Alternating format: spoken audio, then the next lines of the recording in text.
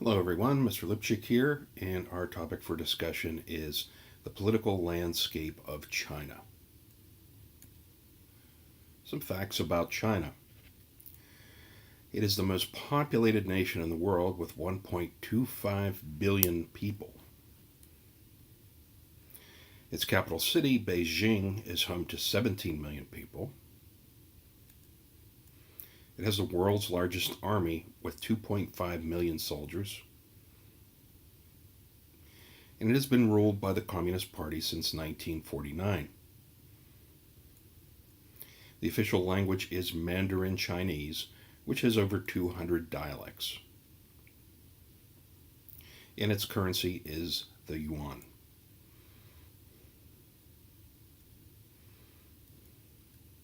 China is one of the oldest and most complex civilizations. China's leaders have been very careful to avoid outside influences from other civilizations. It is fast becoming a world economic and military power.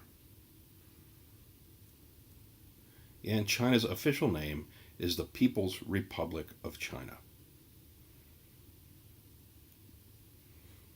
Chinese culture. Traditions play an important role in Chinese culture. Confucianism is an important philosophy that is central to China's history. Confucianism teaches confidence in an orderly and ethical society. To maintain order, Confucianism teaches respect for government and elders. Buddhism. Buddhism is a major religion of China based upon the teachings of Gautama Buddha.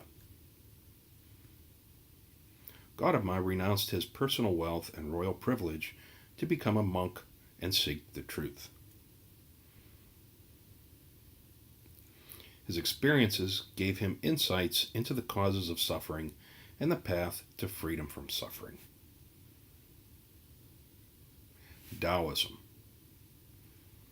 Daoism is a major Chinese religion. Tao refers to the path or the way. Tao also refers to the source and force behind all existence. It is based upon the teachings of Lao Tzu, a 6th century philosopher who taught humility and religious piety. Chinese history. Over a period of nearly 4,000 years, China was ruled by close to 20 dynasties. The last dynasty of China was the Qing dynasty, which existed between 1644 and 1911. Under the Qing dynasty, China began to open up to the West.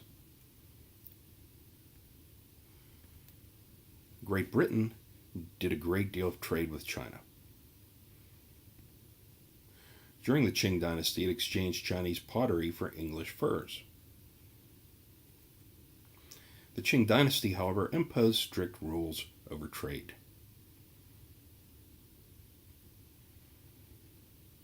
Chinese merchants insisted on being paid in silver instead of goods.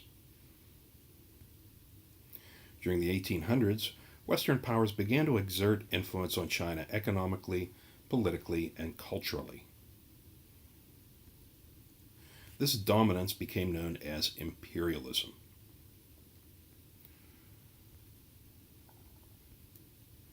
In response to imperialism, a group of Chinese revolutionaries known as the Boxers rebelled, killing Westerners and pro-Western Chinese. The Boxer Rebellion was put down by a coalition of troops which included U.S. soldiers and sailors. China was, for a period of time afterwards, governed by a pro-Western government that opposed dynastic rule.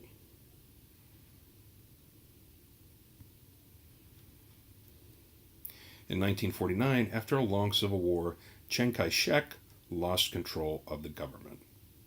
He was the leader of China at that time. Mao Zedong, who was the leader of the communists, took control. The People's Republic of China was thereby created. Intellectuals and capitalists were considered enemies of the people, and they were suppressed. Mao Zedong tried to rid China of Western influences through the Cultural Revolution, and millions were killed or imprisoned on the mere suspicion of being pro-Western. Communist China maintained isolation from the rest of the world except for other communist countries, such as the USSR. Tension existed, however, between the USSR and China over political ideology and border conflicts. China's relations with the West began to warm up in the 1970s. In an effort to put pressure on North Vietnam during the Vietnam War, President Nixon visited China on a diplomatic mission. And China began to open up more culturally to economic exchanges with the West. Chinese citizens began pushing for more democratic reforms. In 1989, Chinese students had a pro-democracy demonstration in Tiananmen Square in Beijing. The Chinese government used military force to stop the demonstrations. Pressure for democratic reform continues to grow as China grows economically and interacts more frequently with Western powers. That concludes our discussion on the political landscape of China. Thank you for attending, and I look forward to seeing you in the live lesson. Have a great day.